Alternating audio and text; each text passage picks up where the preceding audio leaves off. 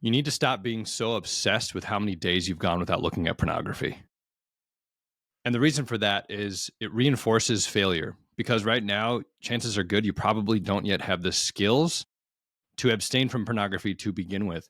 And so if you're counting your days sober or your streak, well, you're going to give in again because those skills are just not there yet. You don't have mastery over them yet. And then what happens is you then beat yourself up with shame and all this garbage, narrative in your head, telling yourself you're a worthless piece of garbage, you're a failure, blah, blah, blah, blah, blah. And all it does is just reinforces the false identity or that failure identity. What needs to happen instead is you need to focus on the skills. You need to focus on something more in your life than just freaking porn, okay? And failure and how you're not good enough. Because what happens? You get what you focus on. So if you're kind of white knuckling your way through and you're obsessed with, oh my gosh, when am I going to experience that next urge? Or when am I going to give in again? Or when is that next thing going to come up and I'm not going to be able to handle it? And then I'm going to be looking at that porn and then everything's going to come crashing down and I'm a failure. And it's like, I mean, the anxiety and the stress that's generated from that it's soul crushing. And then again, you create a self-fulfilling prophecy because you're so focused on that. You're focused on the failure. You're focused on the fear. You're focused on the anxiety, focused on the urges, focused on feeling powerless, etc., overwhelmed. You're going to get more of that in your life. Now, I'm not saying you should just completely ignore it, but let's shift gears. Let's shift gears into skills. Stop putting the cart before the horse. You're focusing on sobriety when sobriety is a natural outcome of mastering your urges to view porn and crafting a new identity and surrendering to that new version of yourself. Sobriety comes as a result of that. So let's focus on that. Let's focus on what you're creating. Let's focus on the life you're trying to build. And let's focus on the person you want to become. Let's focus on the good things that are happening in your life. And let's not throw out the baby with the bathwater, right? Where you can struggle with this and have this, the pornography and everything, self-mastery be a work in progress, while at the same time focusing on the good things. Because again, you get what you focus on, yeah? So if you're focusing on your life getting better, if you're focusing on that next project that you're creating, if you're focusing on improving your self-worth, if you're focusing on skills, you're going to get more of those things. So part of the process is as you make those mistakes along the way, it's learning to hold yourself in warm regard and saying, you know what? Yeah, I made a mistake, but I'm going to learn from it. And this does not determine who I am. I get to choose who I am. Yeah, this is a little blip and it's not helpful for me and it does hurt. It does sting. However, I'm going to choose right now to get back up, to surrender to the process, and to surrender to the man that I desire to be. How would he behave now? What would he do now in this situation? Well, he'd probably talk kinder to himself. He'd probably give encouragement and say, yeah, that stunk and it wasn't very fun, but you know what? You can do this. Your mistakes do not define you. And you get back up and you try again. So I just, for example, I was just out on my property, right? Working on my property.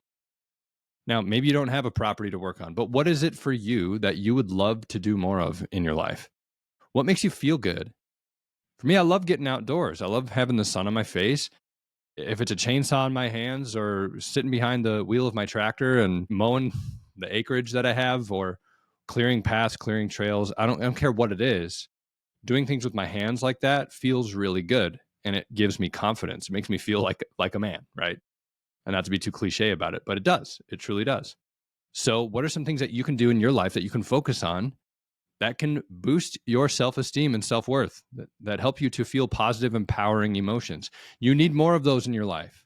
Shame and all of that, although it can work as a temporary whip to get you to change behavior for a short period of time, it then comes crashing down because those negative emotions are what drive the porn use to begin with. So using shame to overcome shame and to quit porn is absolute madness. So if you find yourself doing that, wake up and say, whoa, whoa, whoa, this is not helping me right now. I need to do something empowering, something that helps me to feel good, that brings those good, empowering emotions, because the better you feel, the better decisions you make in your life, plain and simple. Now, I get it. The fear is that if you don't use shame and beat yourself up and make yourself feel bad and pay penance for your sins, right? Then you're just going to swing hard right into the opposite direction and just justify acting out all the time. Well, that's not true either. Okay. What needs to happen is let go of the shame and focus on worthiness. Focus on worthiness. If you swing over into justification, it usually means that you're just ignoring your emotions, you're shutting them down, you're running away, and you're saying, F it, I don't really care. I'm just going to go do what I want. It's the same, it's part of the same cycle, the same loop. Okay. It's the other side to the same coin. You need a different coin altogether. And that's worthiness, self-worth, encouragement, empowerment, focusing on the active creation of your ideal life, one step at a time. What can you control? What can you do? Go focus on that and you will get more of it. You will absolutely get more of it.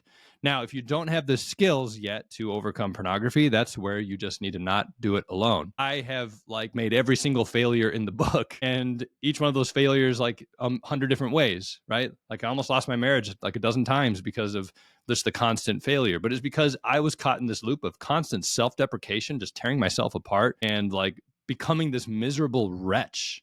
And coming to my wife oh no, I messed up again. I'm such a terrible person. I get it. Those emotions are real. They're crushing. They're so difficult sometimes to navigate through. But if you keep focusing on that, you're going to get more of it. So I'm beating a dead horse here, but focus on the active creation of your life. Focus on things that will bring up good, empowering emotions in you. Find healthy ways to take care of yourself, to nurture the discomfort and the pain and the stressors of life, and get help to master the skills to overcome your urges, to transform your identity and create life in the way that you want it. If you need help with that, that's why we have the Brotherhood, right? We have the Porn Free Brotherhood. That is our free community. I'm actually soon going to be releasing something, have some cool announcements for Black Friday coming up here to make my flagship program even more accessible to everyone that's in the Brotherhood. So pretty cool things coming. But again, just don't do it alone. You need support, and it's okay. The greatest men in this world, they don't do it alone. They surround themselves with people that encourage them, that lift them up, that support them, and that are there for them. And that's what the Brotherhood is for.